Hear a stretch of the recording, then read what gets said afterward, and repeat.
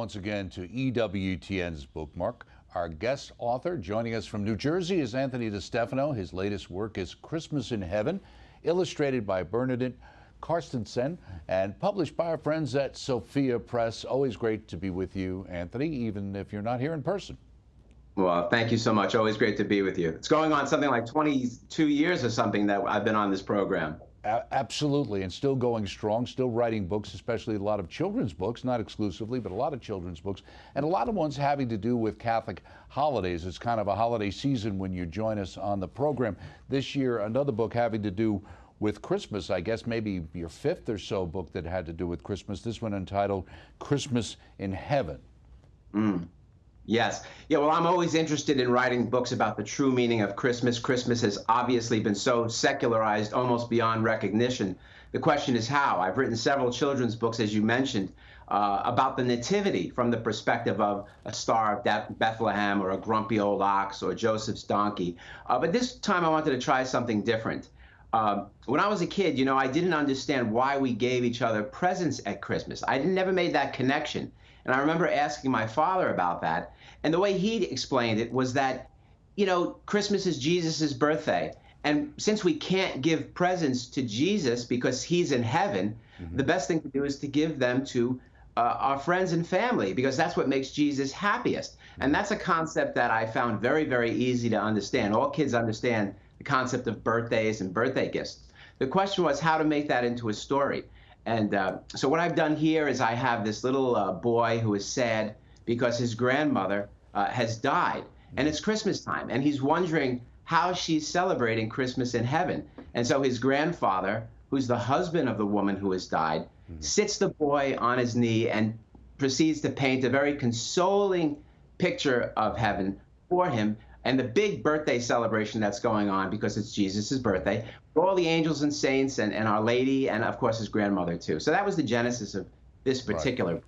Well, it's great to talk about it, but like we've traditionally done, we're going to go to a clip where you actually present the book for our audience. So let's go to that right now.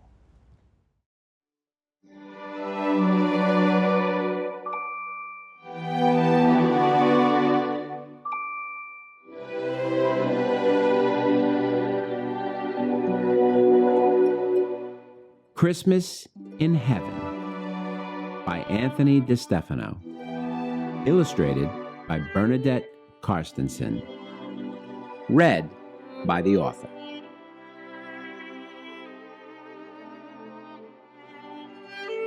How do they celebrate Christmas in heaven? The little boy asked, who was no more than 7.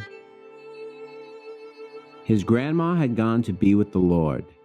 He wanted to know if she would be bored up in the clouds so high in the sky, while everyone here just wanted to cry. His grandfather lifted the boy on his knee. He said, "Close your eyes and listen to me." The reason we celebrate Christmas on earth is that it's the day of our dear Savior's birth. In heaven, they're having a giant affair. All of the saints and the angels are there. St. Gabriel's starting the big celebration by blowing his horn in sweet adoration.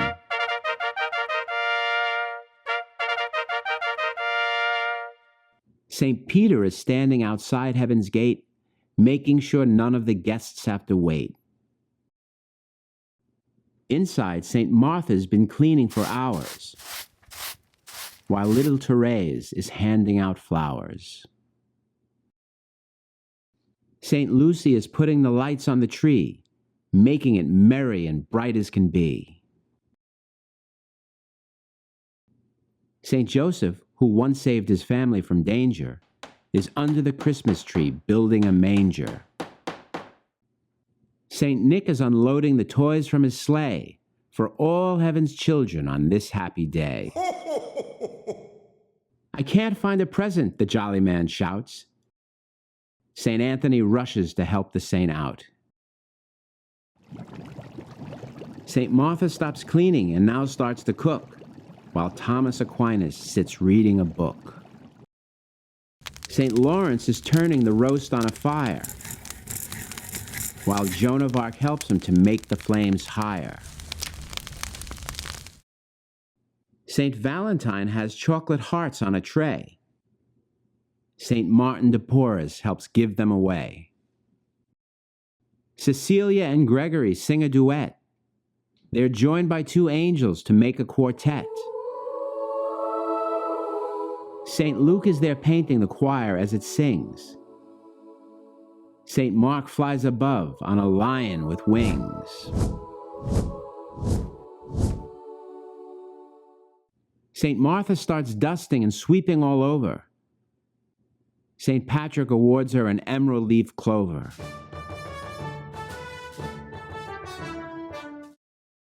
And there on the table's a huge birthday cake that's taken St. Honoré so long to bake. St. Matthew's been up counting candles all night. There's over 2,000 St. John has to light. All of a sudden, the door opens wide.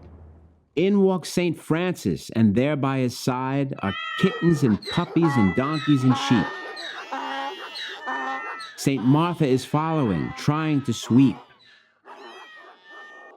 It's hopeless, she says. There's too much to do. St. Jude helps her finish. A miracle come true.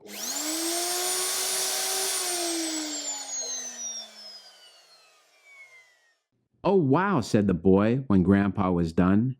Heaven's exciting and seems like such fun. But wait, the boy asked, attempting to see. Where is my grandma? Where can she be? Look over there, his grandfather said. The boy saw a girl who was sleeping in bed.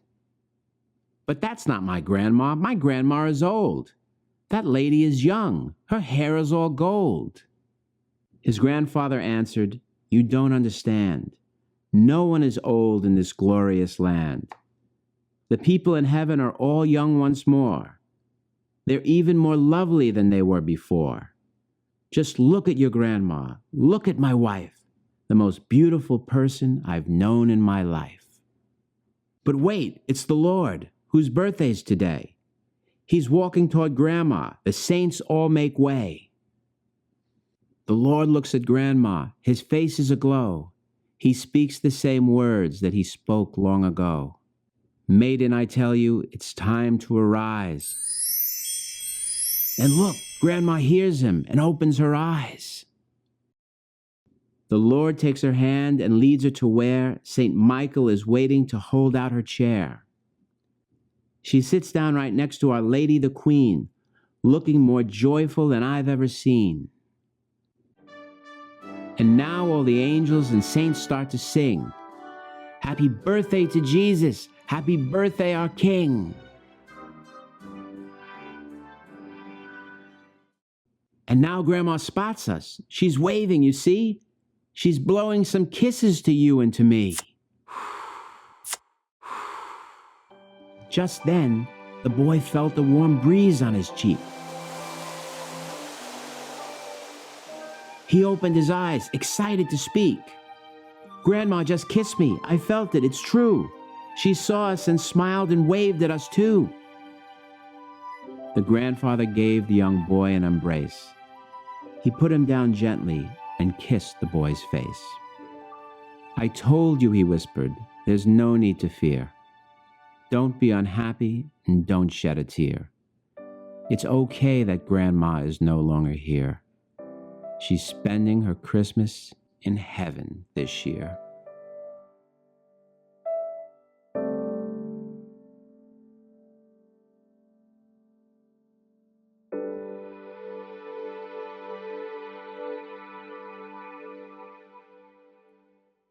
So there you have it.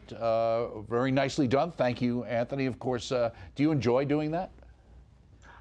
Enjoy. I don't really enjoy doing any media, even interviews. It's a little bit of a struggle for me. I'm an introvert, and I have to get myself up for all of these things. But it is a very enjoyable thing to put the book to music and to use video to make it sort of seem animated. And I think that overall that has an effect on the viewer that has the potential at least to be more profound. So I do these things because I think it's a way to spread the word, but I don't know if I actually enjoy them.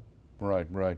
Now, you say in the beginning, note to reader on purgatory in the beginning. Why did you decide to put a note about purgatory? You say the Catholic Church teaches that purgatory is a merciful gift from God, a place where people who have already been saved become perfectly pure so they can be happier with God. Why did you put that in the beginning of a book about heaven?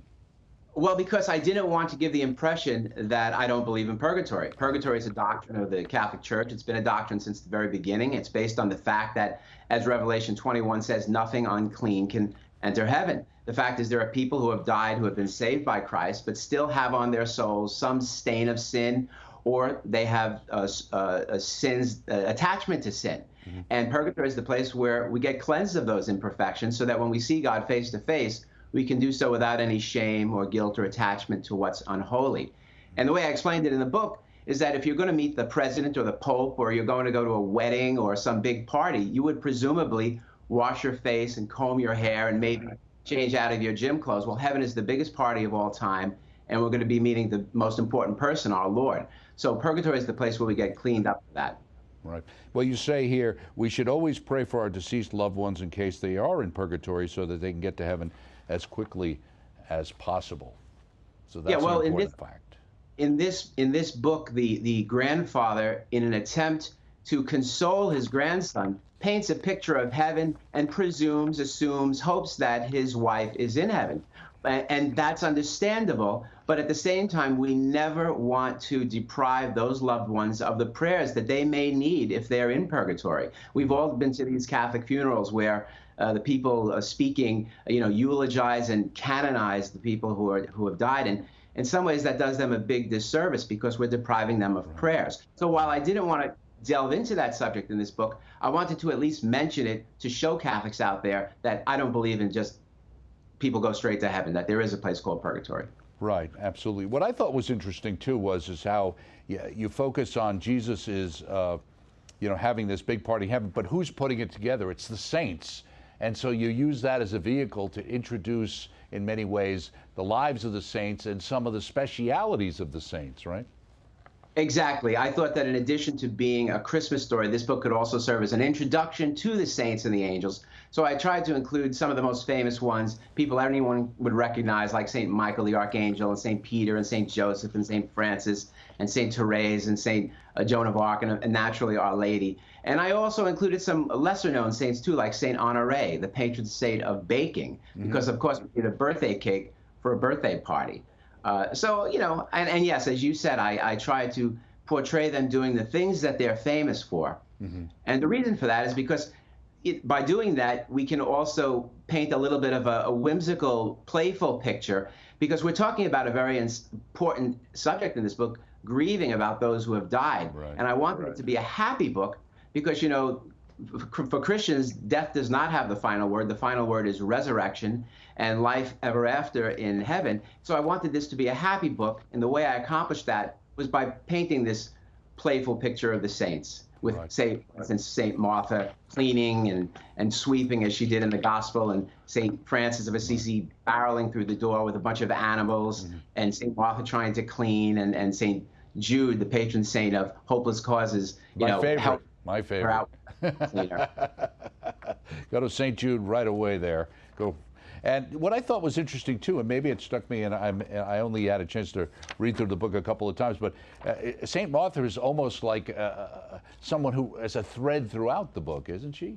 She is. She's my comic relief in the book. She's always sweeping. She's always cleaning. She's always cooking. And of course, she's the one who I just mentioned gets help at the end after St. Francis comes in with all those animals. St. Jude helps her out. So again, it was a way, by depicting the saints in a playful way, it was a way that we can help bring a smile to children's faces. And then when they deal with those more important, heavier subjects like grief, they can do so in a positive, healthy, Christian way, which is to be with hope. One of the ones I thought was interesting too was Christmas tree building a manger, that St. Joseph would be actually building the manger for under the tree. And the other one, I guess, a little tongue-in-cheek on St. Lawrence, is turning the roast on a fire. Why don't you explain that? I know in the back of the book you kind of have little paragraphs on each of the lives of the saints and kind of give some of the underlying stories. I do. I have a little glossary at the end with little thumbnail illustrations and just a little tiny paragraph on each saint, what they're famous for, what they're the patron saint of, and what they're doing in the book. And yes, I did use some tongue-in-cheek humor there. Saint Lawrence, of course, was an early Christian martyr, and legend has it that when they were roasting him on a spit over an open fire, he said to those who were killing him, "Turn me over. I'm done on this side." And Right. of course, Saint Joan of Arc is there too. She's helping the flames to get higher. Again, this is a way to make adults smile too. Children won't necessarily get that humor, but it's a way to treat this subject so that we can deal in a healthy way with grieving. We don't want the sad feelings that children have to be swept under the rug, where they just lie there and grow and fester and turn into complexes and all kinds of psychological problems. We want them to be able to, fortunately in our Christian religion, we have this beautiful view of heaven and life after death. And so by teaching them this, it's a way to help them grieve in a healthy way. Right, and I forgot about the fact that St. Jude shows up with the vacuum cleaner there to help out in a hopeless situation, like he always does. The other great image you have is when they see the grandmother as being young, and that idea of the youthfulness in heaven. And also it struck me that here's Jesus and how important he is to everything that's going on, but all the saints are surrounding the grandmother in a sense of saying how important each individual is to our Lord. Yes, and this is a way of introducing children to this beautiful idea of the communion of saints. The fact that there's more to life than what we see around us. There's a spiritual, invisible world where the saints and angels are in heaven praying for us, helping us. They're real. They're different from each other. Someday we're going to be among them, hopefully. And in terms of our own loved ones, we're going to see them someday in the flesh. We believe in this doctrine of the resurrection, so we're not going to be just seeing ghosts in heaven. Someday, if your mother has died, you're going to be able to run up to her and hug her and kiss her and hear her voice and feel the warmth of her skin. So that's a very beautiful doctrine we have, and it's not proclaimed enough. Right, absolutely. And Bernadette Carstensen, where did you find her? You know, she's a very well-known Catholic illustrator. I think the National Catholic Register did a whole profile on her a couple of years ago. She's done many church altarpieces and religious paintings, especially of Our Lady and the saints. And I really wanted an artist in this book who loved her faith, but who was able to create a happy book, a bright book, an inspiring book, someone who could create vintage-style illustrations, almost like Norman Rockwell. You know, we wanted this book to be a little playful and whimsical because we want it to be a happy book. Heaven is the happiest place in the world, and we wanted the book to be a happy book. And I think Bernadette was able to not only create poignant and beautiful paintings, but also paintings that had a sense of humor and conveyed the fact that heaven is a fun and happy place. Right, and you previously had written a book on a different topic of having, in a sense, of a young child's understanding of death as well, right? I've written several books on the subject of fear, and one of them was called The Seed That Was Afraid to Be Planted.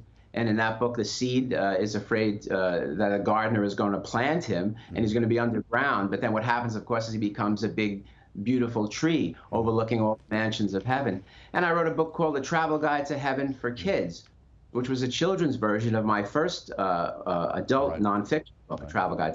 So I'm always trying to tackle this subject, never afraid to talk about death.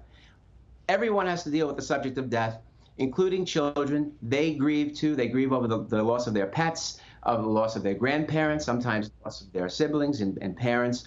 And then they experience other kinds of permanent loss as well. And as I just said before, it's very important that we don't sweep those sad feelings under the rug, but we talk about them as Christians. Very good. So that's Christmas in Heaven. Let's talk in the last couple of minutes just to remind everybody of the various books that you've written over the year. Now, the first one, if I'm right, that had to do with Christmas was The Little Star, right? That's right. Little Star is a retelling of the Nativity story that focuses on the Star of Bethlehem, the smallest star in the heavens. And this tiny star feels badly that the Holy Family is in a cold stable. So he reaches out and burns as brightly as he can, and in the process actually burns himself out so that the baby Jesus and Mary and Joseph could be warm. So Little Star is really a story about Christ-like sacrificial love, because Little Star gives every bit of himself for the Holy Family. Now, has that been your bestseller, or what is your bestseller? You know, that was a big popular book, but also The Donkey That No One Could Ride was very, very popular about Easter. And also Our Lady's Wardrobe has been very, very popular, obviously, among Catholics. Sure, absolutely. Then there was the book, The Grumpy Old Ox, which you alluded to earlier, we were talking about. Tell us a little bit about that particular book. Well, that book tells the story of a mean-spirited, prideful, grumpy old ox who's lost his sight. He's practically blind, but he happens to be present in the stable in Bethlehem just at the moment when Jesus is born. And he has an insight into the great humility of God, that God empties himself of his glory in order to be born one of us. And this insight is what causes the ox to experience a miracle that affects his sight, both his spiritual sight and his physical sight. In other words, the story is about spiritual pride and how it makes us blind, and how you can see again with eyes of faith. Right. Next up was one called The Beggar and the Bluebird. That one was a little different, wasn't it? Well, you know, that was kind of a fairy tale about a little bird whose flight south for the winter keeps getting delayed because of the strange requests of a local street beggar. The beggar asks the bird to fly various errands of mercy for him, delivering bread to a homeless man, etc. And as a result of doing these acts of kindness, the bluebird gets caught in a winter's snowstorm, and everything seems lost until a surprise ending, you know, reveals that the street beggar is actually an angel of God.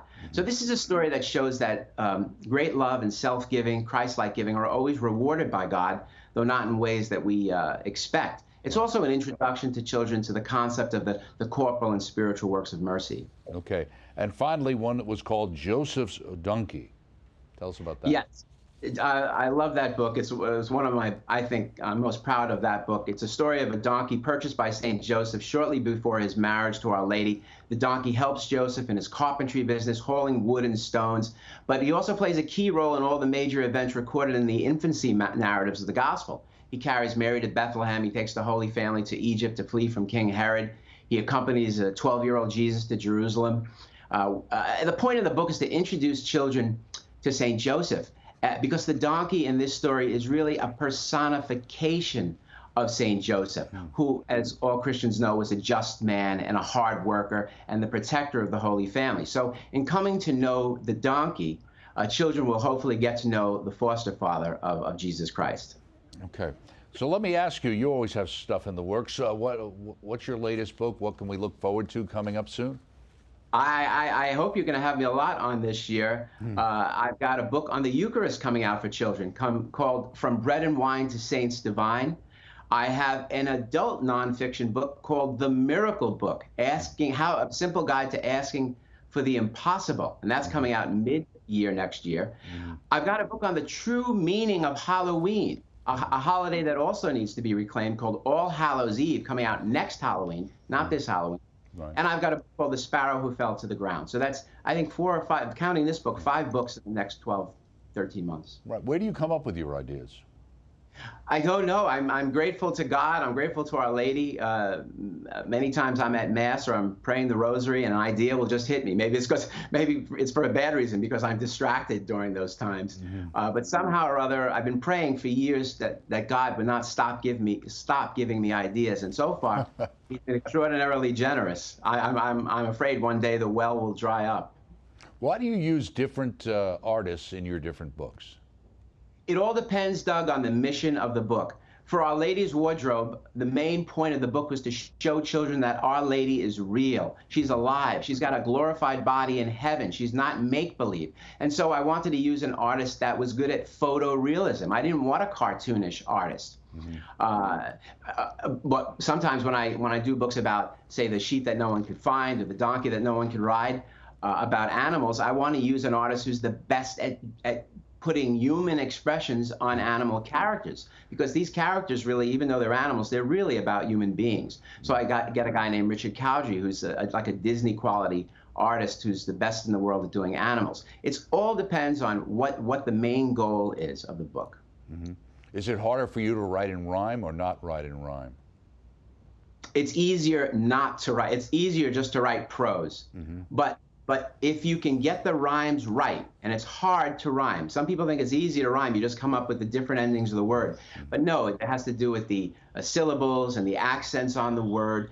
And if you do that right, it's almost like adding music to the book. It's almost like it's like scoring your own story. And so while the words can bring a person to feel emotions, the rhyming is like music. It actually can make you cry bittersweet tears. So anytime I can use rhymes, I do. Also, rhyming is much more memorable if they're done well. I was going to say, have you found from parents who say they enjoy it because it works well with reading the book to their children?